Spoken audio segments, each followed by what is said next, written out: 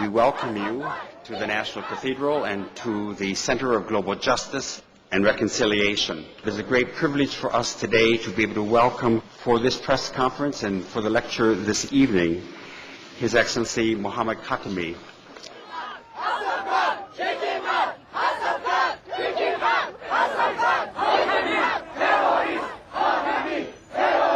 This is Richard Miniter with Pajamas Media, standing across from the National Cathedral. In the gloom of night, Khatami, the one-time Iranian leader, so-called Iranian moderate, slid away. But not before the people behind me and many more people had their say. They called him a killer. They called him a torturer. And they know where they speak because they've lost relatives, brothers, sisters, fathers, people taken in the middle of the night by the Iranian regime. He was killed by Islamic regime. He was killed by the government of Iran. Yeah, Islamic regime in Iran. After being in prison for 7 years. Yeah. He was just a student. Yes. He wants democracy, independence, and secularism for his nation. Yes. And the regime arrested him when Mr. Khatami was president. Khatami is a supposed moderate. He arrested your brother for asking for democracy, for asking for secularism. The very things he said in speeches, your brother said and was arrested for. Yeah, and they put the prison in the jail. It is an ironic place to host Mr. Khatami, the National Cathedral, which is just across the way from us. And it's an ironic place for one big reason. It was only days after 9/11 that President Bush and the other surviving presidents and many American leaders came here to commemorate the dead of the September 11th attacks. And yet, near the 5-year anniversary, Khatami, the Iranian leader who's so connected to terrorism, is here hosted as a special guest in those very same sacred walls. Maybe he is savoring the irony as he's slipping away in his limousine onto a well-appointed Willard Hotel just a block from the White House. I'm joined here in this fabulous suite in the Willard Hotel by Eli Lake. That's a name I'm sure you've read many, many times in some of the most interesting and innovative dispatches from the Middle East and elsewhere. He was, until recently, the Middle East correspondent for the New York Sun. He spent more than a year in Cairo and wandering around the Arab world, talking to lots of unlikely figures, gathering a real waterfall of scoops in his big bucket. He's now back in Washington. He's the Washington correspondent for the New York Sun. His work has appeared in the New Republic magazine, the National Review, the Weekly Standard, and occasionally in the pages of the LA Times and the Washington Post. Eli, I'm glad you had a moment to talk with us. Thanks so much for having me, Richard. Now, this is very puzzling to many Americans. So I'd just like to start at the absolute basic kind of Brian Lamb type question. We have a guy named Khatami, an Iranian leader, coming to visit the United States. He's a so-called reformer. If you read the pages of the LA Times or the New York Times, they say he was one of the good guys. Other more cynical voices, usually ones that speak Farsi, say, wait a minute, he's no reformer, he's just as bad as the rest. What can you tell us about Khatami's election in the mid-1990s and his so-called reform agenda? Well, in 1997, Mohammad Khatami was elected with an overwhelming number of the youth vote. Right now, 70% of Iranians living right now in the country do not have any kind of living recollection of the 1979 revolution. And they demanded a lot of social reforms, things like opposition newspapers, free press. Some of them just wanted the freedom to listen to music. Freedom to listen to music. There were cultural issues. There were all kinds of things, and this was what Khatami essentially promised.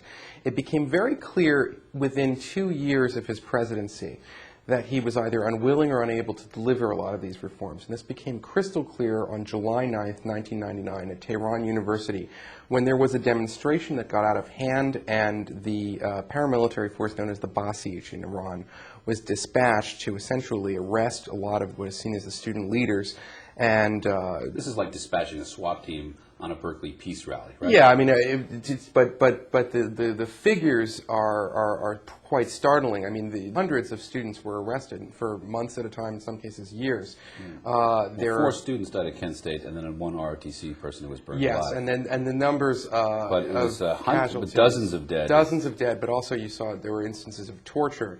And this became very emblematic at the time among the Iranian opposition, largely the student opposition. And at that point, you really started to see that Khatami's popularity as a reformer was being questioned.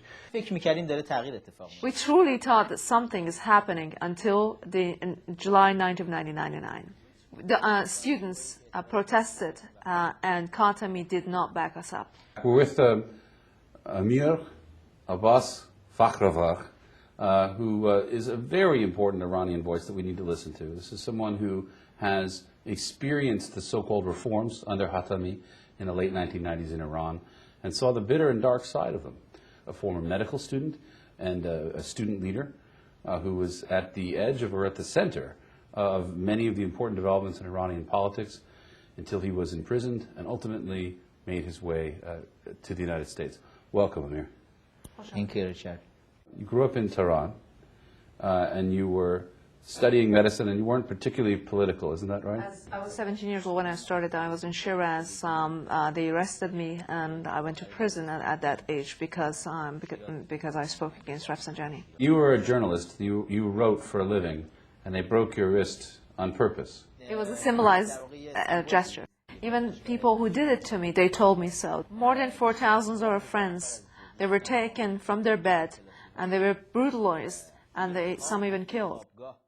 It's a very important point that for Khatami, that who has been the smiling mullah, and he's been the good side of this government.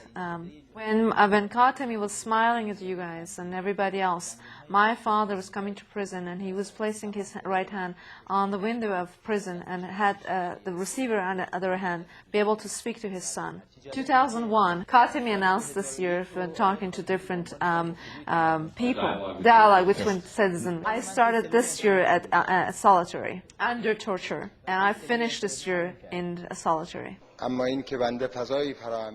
live in a region where criticizing those in power are very costly, and to create a situation, circumstances where the chief executive and the head of the government could be harshly criticized is one of my greatest achievements. Khatami, portrayed in the mainstream media as a moderate, is now, in just a few hours' time, is going to be speaking at the National Cathedral. Yeah.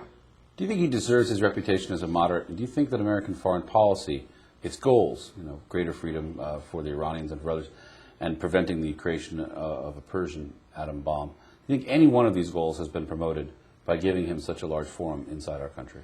No, I mean, I think in many ways this is a propaganda victory for Iran, and I don't think Khatami deserves to be called a moderate because he was a kind of willing accomplice, if you will, or the dupe of what we talked about in terms of the killing of any of these reform aspirations and promises.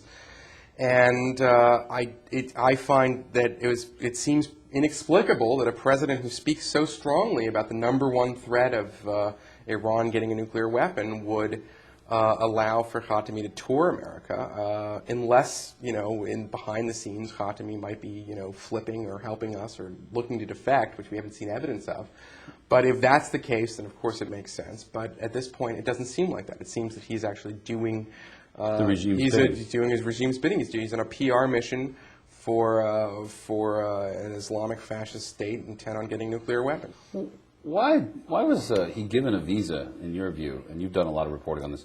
And I should tell our audience that before you joined the New York Sun, way before, you were the State Department correspondent for UPI. Yeah. And you know the corridors of Foggy Bottom pretty well. Was this something that largely happened without the White House's involvement? Was this just a purely State Department deal? Absolutely not. No, the National Security Council, I wouldn't be surprised if the President himself was involved in this. I mean, what are your sources telling you? My sources are telling me that this was a decision made at the highest levels of the Bush administration. That's a direct quote from somebody who I was reporting, and I think it's in one of my stories.